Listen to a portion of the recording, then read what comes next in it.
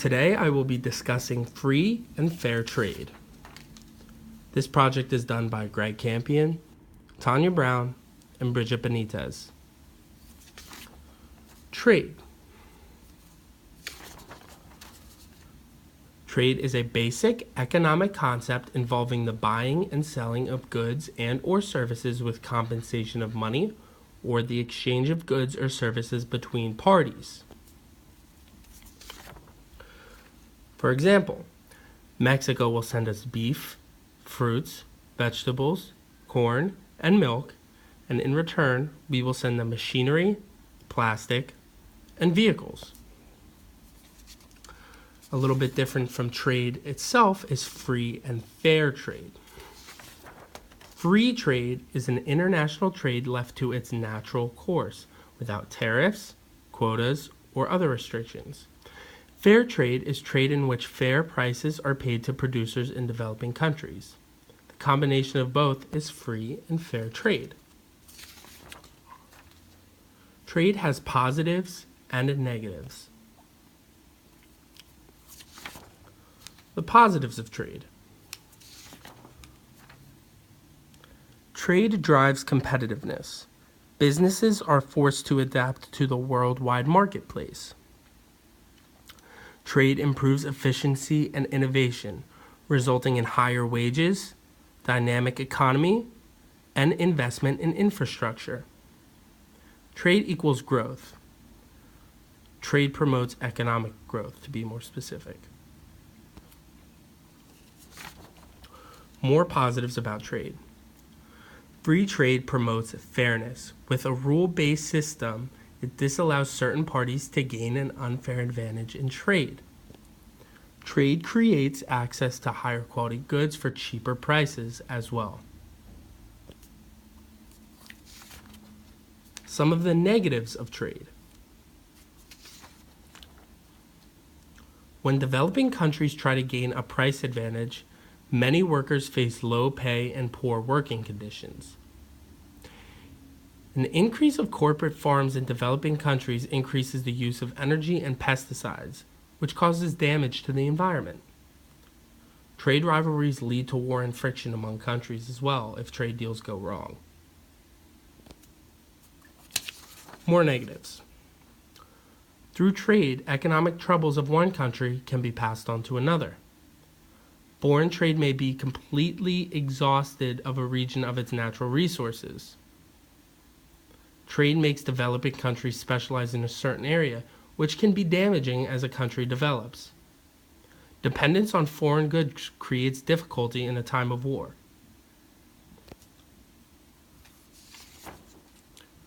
A trade agreement is an agreement between two or more countries under which products from each country may be exported to the other.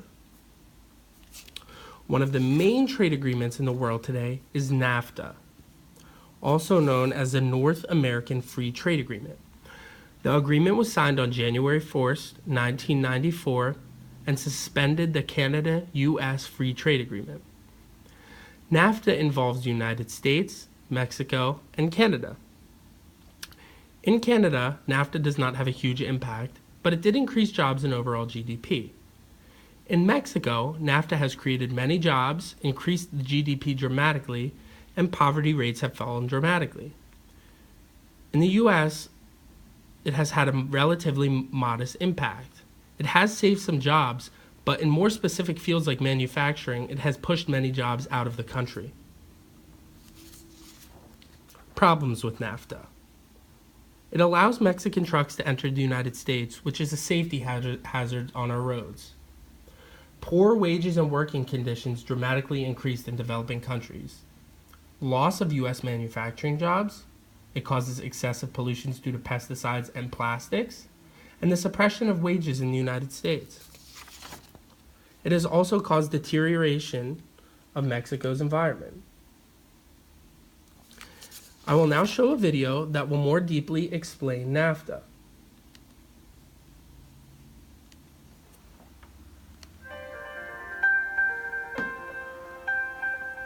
The North American Free Trade Agreement eliminated most tariffs and trade barriers between Mexico, Canada, and the United States. NAFTA also maintained regulatory requirements on internationally trading companies, including rule of origin regulations and paperwork agreements that determine if a good can be traded. Today, about a quarter of U.S. imports come from Canada and Mexico. About a third of its exports go there as well. NAFTA was supplemented with the North American Agreement on Environmental Cooperation and the North American Agreement on Labor Cooperation, both of which aimed to prevent businesses from relocating to exploit lower wages or more lenient worker safety and environmental regulations. Each nation has experienced economic growth, higher wages, and more trade since NAFTA's implementation. But there's little consensus among experts on NAFTA's influence. Our next topic of discussion is the Trans-Pacific Partnership. It is another trade deal that is in the world today and is more recent than NAFTA. Countries involved in the Trans-Pacific Partnership are Austria, Brunei, Canada, Chile, Japan, Malaysia, Mexico, New Zealand, Peru, Singapore, the United States, and Vietnam. Although the United States were initially a part of the deal, Donald Trump released a presidential order withdrawing them from the agreement on January 23, 2017, just 3 days into office. The deal was finalized on February 4, 2016, after 7 years of negotiation. The pros and cons of the Trans-Pacific Partnership. The pros: it creates jobs, boosts exports, boosts economic growth, removes 18,000 tariffs on U.S. goods, increases wages of workers, decreases wildlife trafficking, and increases worldwide GDP. The cons include it could result in the collapse of the New Zealand government due to lawsuits, could result in loss of jobs, and gives more powers to foreign investors. Here is a video more deeply explaining the Trans-Pacific Partnership. On the heels of being ratified, is Canada getting a fair deal? Our next guest thinks so. We turn to Herman & Associates international trade lawyer Larry Herman. Good to have you with us again. Glad to be here. So this deal is a good deal across the board. Let's get into some of these elements as far as you see it. Greg mentioned the auto industry. We don't have a dollar value associated with what they get back, unlike the dairy farmers. What does this mean for the car company? Well, it means there'll be increased competition, but there'll also be increased opportunities. It's like any kind of trade deal. There are benefits, and there are some concessions you have to make. Look, I think that it's interesting to see that, for example, the dairy farmers have said that it seems to be better than they expected.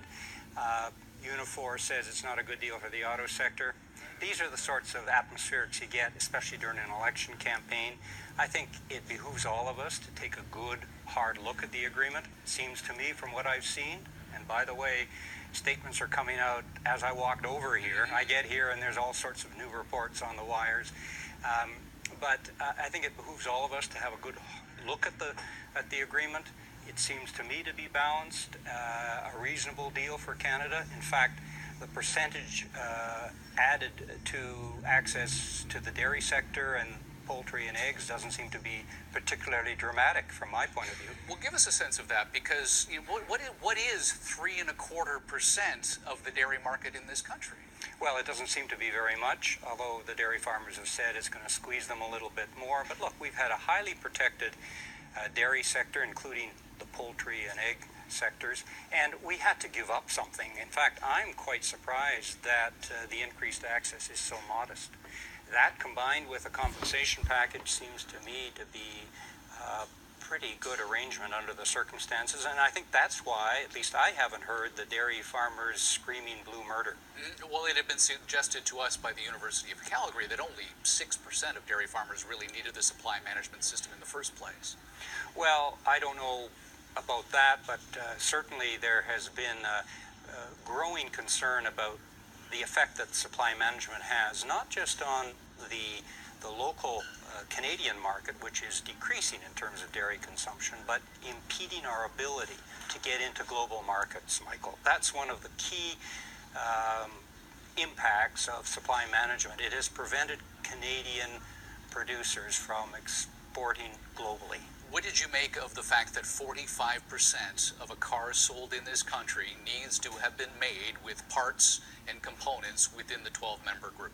Well, that seems to be, a reasonable percentage. It's a decrease from the NAFTA thresholds, but going into these negotiations, we could never have expected to maintain the same thresholds we had under the NAFTA.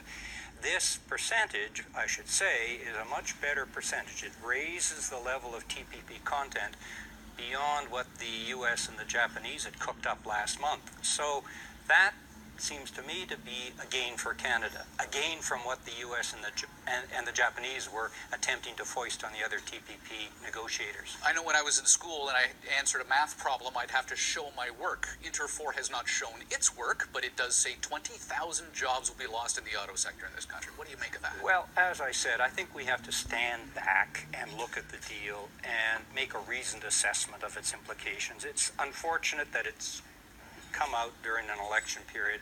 We're going to get all kinds of exaggerated hyperbole. Let's have a look at the deal. Seems to be fairly balanced, seems to accommodate all sectors reasonably well. There's other elements in the deal that we haven't even discussed. Well, one element you and I haven't discussed is that 6.1% tariff on imported vehicles coming into the country. That goes away. What are the implications of that? Well, the implications are that there'll be greater competition from foreign producers of automobiles. But what I was about to say is that this deal concerns much more than autos. Autos are very important. It's an important sector. Much more than dairy, poultry, and eggs. It is a broad-based agreement. It gives Canadian suppliers of goods and services access to a very broad market. 40% of the global economy is now at our doorstep. So you have to look at the deal, the agreement in those terms. It's a broad-based agreement. Unfortunately, in the last number of weeks, because of the election and other things, we focused on dairy and autos. It's much broader than that. As important as autos are, and as important as the dairy farmers are to Canada, it's a much broader agreement, and we need to look at it in that context. Well, we look forward to peeling this onion over the coming days and weeks with you. Thank you so much for your time. You're welcome. Larry Herman, International. Our next topic of discussion is how trade impacts the economy. While trade is mostly positive for all economies involved, there are negative effects on the economy.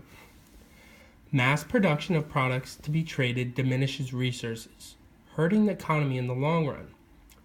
Low wages to workers diminishes spending, hurting the economy as well. Loss of jobs from trade closes businesses and decreases spending due to lack of wages and jobs for people. Positive effects on the economy. Increases GDP, creates jobs, allowing businesses to expand, heightens wages, allowing an increase in spending, and a more diverse products in countries increases public spending as well. President Trump on trade. President Trump thinks that we must be better and tougher on trade.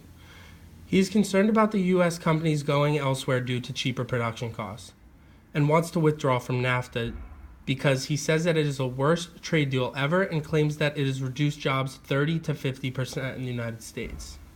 He wants to tax imports when U.S. companies manufacture abroad as well. He wants to also restrict and tariff trade to keep jobs in the United States. He wants to impose a 20% tax on imported goods and a 35% tax on imports from Mexico. He has also said that the TPP is not far behind NAFTA. He issued an executive order to withdraw only days after he was into office. He has also been said to have said that China is a currency manipulator. He has said that we need to get our jobs back from China. He believes that we are lacking behind China, Japan, and Mexico in trade. He wants to put the growth of the economy of the U.S. first in any future trade deals. He wants free trade, but he also wants fair trade.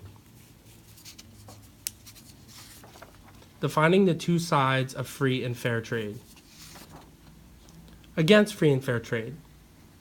Hurts the environment, promotes movement of manufacturing plants, low wages and poor working conditions, reduces manufacturing jobs, can create tensions among nations, promotes depreciation of resources, and gives power to worldwide investors. For free and fair trade, promotes globalization, increases GDP, creates jobs, helps countries develop, increases public spending, creates alliances, and promotes economic growth. Here are a few charts to describe what trade has done for the economy. Current rates have a major impact on trade agreements. Here's a chart of currency rates throughout the most important countries in the world. Here's the country, currency name, three-letter currency designation, the exchange rate, and the amount of currency equal to $500 CDN.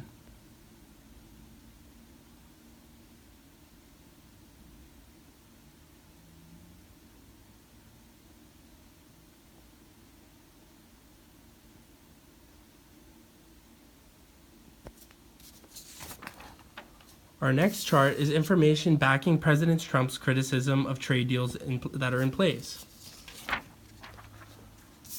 This chart shows the decrease in manufacturing jobs by the thousands with the effects from NAFTA and China.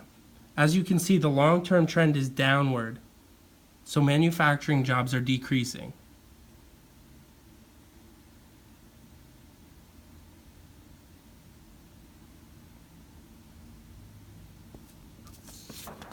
Here's our works cited.